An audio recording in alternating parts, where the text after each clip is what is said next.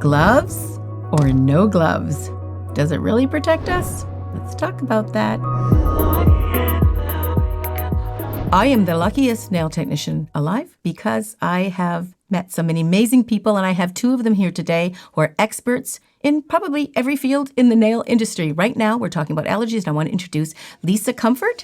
Lysa Comfort is the director, founder of INJA, International Nail Judges Association. She's also Nail Olympian's competition founder, creative producer of the Nailed It TV show. She's been in the industry for 40 years. Welcome, Lysa.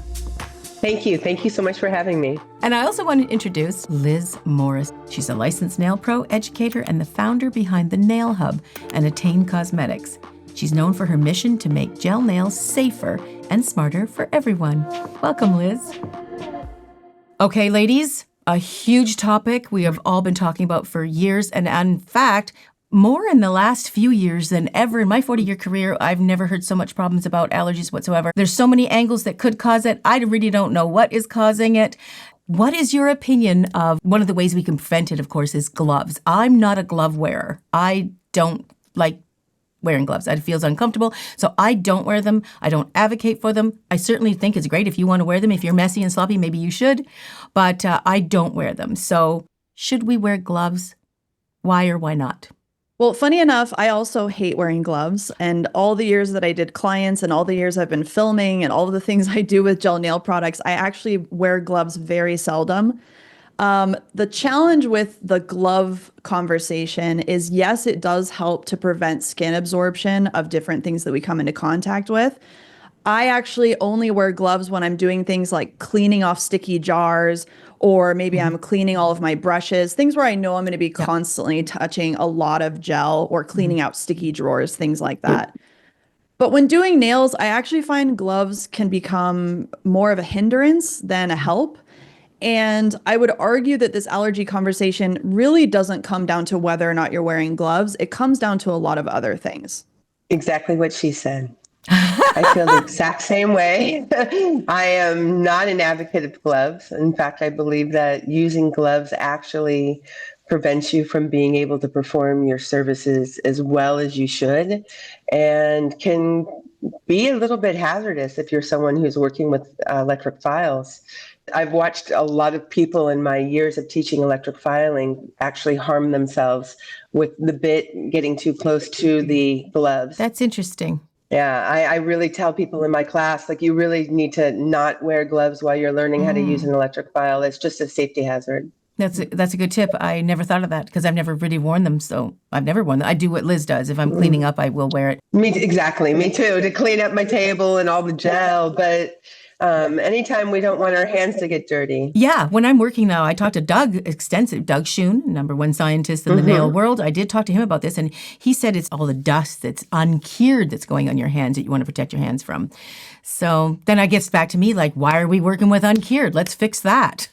It's not just uncured. You know, this allergy problem extends greatly also to years of people using acrylic incorrectly too, and working too wet with their application, because anytime the product is over-absorbed, if the polymer particle has had too much liquid, the liquid will remain. And then when we start filing it right away while it's just been set, the particles themselves on the acrylic can also carry on to the skin and cause problems. And that was something that we were really addressing before gel became so popular on the market. We were seeing it. We were seeing it maybe 5% of what we're seeing today in the world of what's happening with gel, since we're just inundated with bad lamps and things like that. But this did not just happen with acrylic. This happened in general with product that's not being used properly. Just across the board, don't use products properly. You are going to have problems, and allergies could be one of them. I'm a huge advocate for the correct ratio on a bead, and I hate a runny bead. First of all, it just wastes products. It just shows sloppiness. You don't know how to work the product. So if you work a dry bead, it'll change your nail game, and you will make the best nails once you learn how to work it. So to me, that's where I start when I'm training, is always working on that ratio bead. But we have a rise in the gel polish industry in allergies, and I would think that it's more the gel polish, but maybe it's just because gel, let's face it, is much easier to use, especially when it's coming to gel polish. And we do have a lot of people using that aren't maybe fully trained, or they're just taking little, snippets here and there and how to do it. So is that an area that we have to be, obviously it's an area we have to be concerned about. Any opinions on that? Yeah, I mean, there's so many facets to this allergy conversation, and you could talk about it for hours and hours and hours, and you never really cover all the different areas that allergies come from. But my argument would be that things really shifted when we went through COVID and people had more access to products that they could buy online. Not that that's a bad thing, but what ended up actually happening wasn't that we had a bunch of uneducated users, in my opinion. What actually ended up happening was that manufacturers wanted to create an easier to use product. So they started increasing things like monomers, which are the part that actually makes the product stick really well, even if you don't know how to prep your nails. So in the past, when we were nail technicians or we were using systems like acrylic or different types of builder gels, we had to learn a lot about nail prep in order to get the product to adhere properly. And that's really where the skill comes in for me when I'm talking to someone who's a professional, is that know-how to make that product last. 100%. But when people started just buying things online, and we saw, as a world economy, people saw how much money could be made in the nail industry, no matter what type of user you're going after. They started actually upping the amount of adhesion ingredients in these products without really thinking about overall all the things we need to take into consideration when we start doing that. I call it unbalanced formulas. And when you've got people who don't really know that this is different than nail polish, you have unbalanced, very reactive formulas being used repeatedly without maybe full curing, without maybe the best application. And that's when you start to get this perfect storm brewing. A lot of confusion, too, because I go to the drugstore or the department store and you see a whole rack of nail polish that actually says gel polish, and you're looking at it through a clear bottle, and I can see the kind of like, that's not gel polish.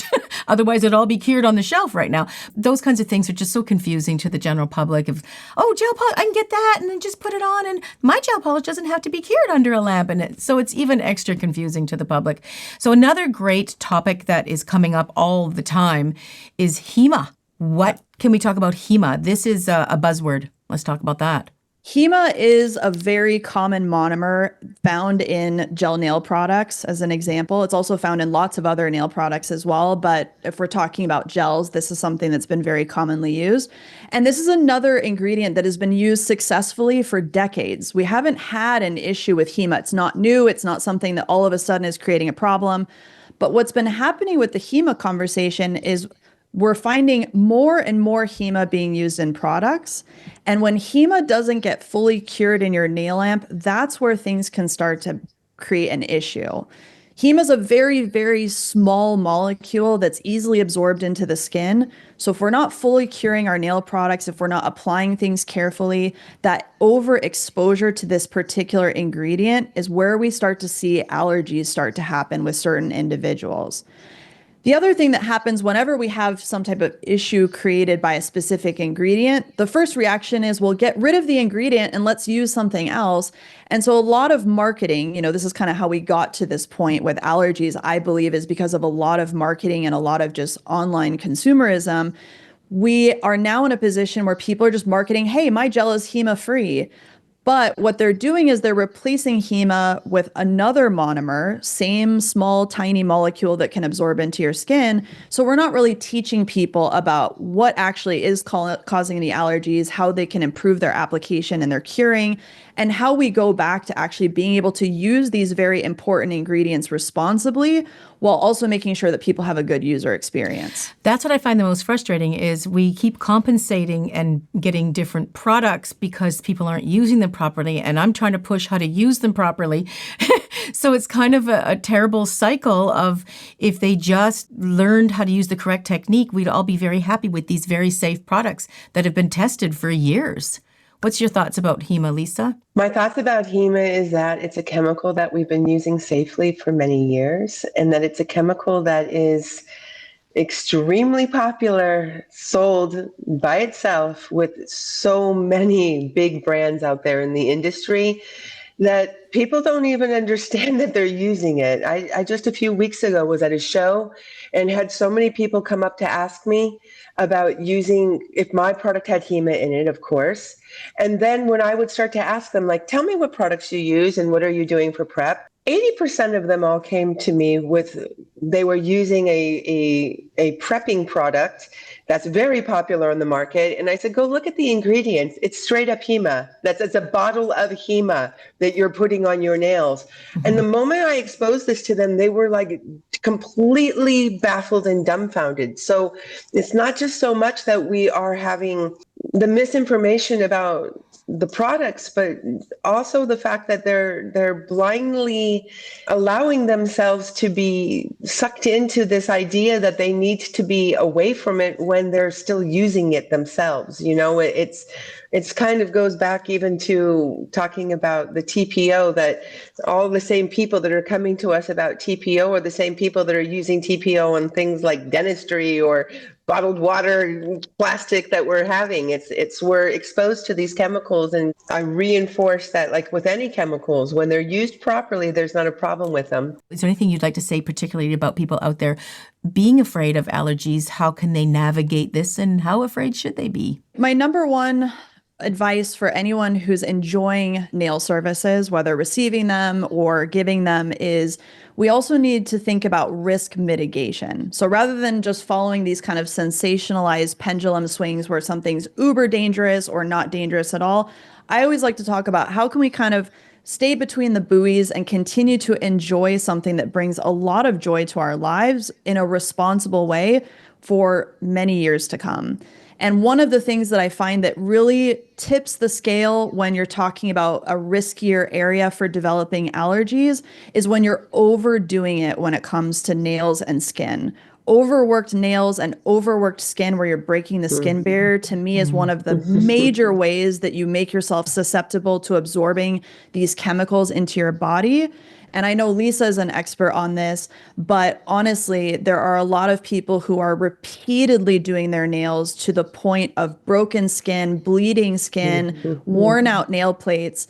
And if I could leave anybody with any advice, it would be this industry and these products that we're using are intended to be used on more of a weekly, bi-weekly basis. And your skin and your nails are delicate, and you need to treat them as such. Brilliant. Yeah, absolutely. Lysa? I couldn't agree more. I believe that this is ultimately all being caused from us mistreating and harming the surrounding skin and the nail plate. And we need to address why now we are having all of these problems, and look at the techniques and the procedures that are now popular in our industry and put a little bit more focus on the procedures than the chemicals. And I think that if we help the consumer understand what is and isn't okay to be done on their nail plates, that they can help control their own allergies just by not being overexposed. This just giving them the general understanding of what their nail plates and their skin should and shouldn't be enduring. This will help correct the problem in itself. 100%. I've always been advocating on my YouTube channel for the past 10 years about how to use the products properly. So we've got about 95 years of experience between the three experts, and I think that we have decided, and we've all been doing it, you don't have to wear gloves, and we don't have to be afraid. Would that be accurate, ladies? Absolutely. Yeah, I think that's awesome. Thank you so much, ladies. I appreciate your expertise and your time to add to this video to help people understand on how to navigate gloves, no gloves, and allergies in general. So thank you so much, ladies, for joining me. Thanks, Suzie. Thanks for having me. Thanks, ladies. Bye.